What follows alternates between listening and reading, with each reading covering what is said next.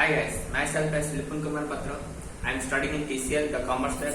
First of thanks to all my TCL teachers and Ganesh Bhai for again giving me such a wonderful opportunity. Now I am discuss about the corporate accounting.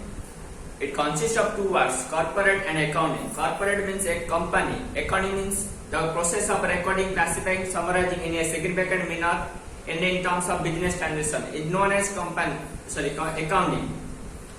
Now I am discuss about the company. The company word derived from the Latin word cum and panis. The word cum means meat or with or together, and the word panis means bread.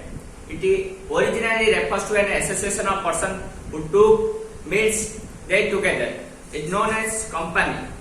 As per section 2 subsection 20 says that company means a company which is registered under Companies Act 2013 or any previous company law. Any previous company law means Companies Act 1956. Now I am discuss about the characteristics of company. First point, artificial legal person. A legal entity that is not a human being but certain purposes is considered by virtue to statute to be a natural person is known as artificial legal person. Second point, separate legal entity.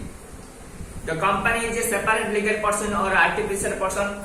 It distinguished from the shareholder of the company. It has its own independent corporate business. Third point, perpetual existence. The company is existing for the timing of incorporation of the winding up. Member may come and member may go, but the company service up to the winding up. It's known as perpetual existence. Now I am discussing about the common seal. Fourth point. Common seal is used by the company for affixing in the document such as contract, etc. Since it is an artificial person, now the use of common seal has been more optional. All such documents such as sale of existence, bond, certificate, etc., which is registered on affix in the common seal by instead to signed by the two directors, one company board of members and one of company secretary of the company. Now I am discuss about the issue of shares. First up, what do you mean by capital? The amount of money or money sold to the owner of the business is known as capital. What do you mean by share? Share means share is the share capital of the company. Is known as share. And now I am discussing about the share capital. First point, nominal or authorized capital.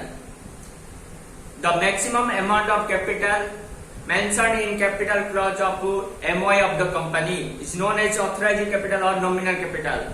Second point, issued capital.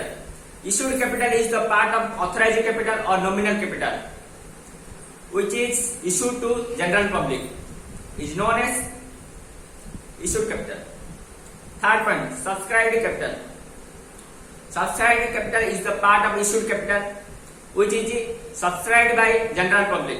It is the three types: normal subscription, under subscription, over subscription.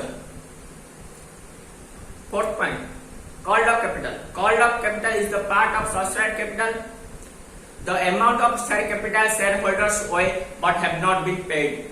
It refers to a called up capital. Fifth point, paid up capital. Paid up capital is the part of called up capital. Any amount of money already has can be paid by investors in exchange for share of stock is paid up capital. Sixth point, reserve capital. The difference between subscribed capital or called up capital is known as reserve capital. Now I am discussing about the reserve capital or capital reserve. First, reserve capital. What do you mean by reserve capital?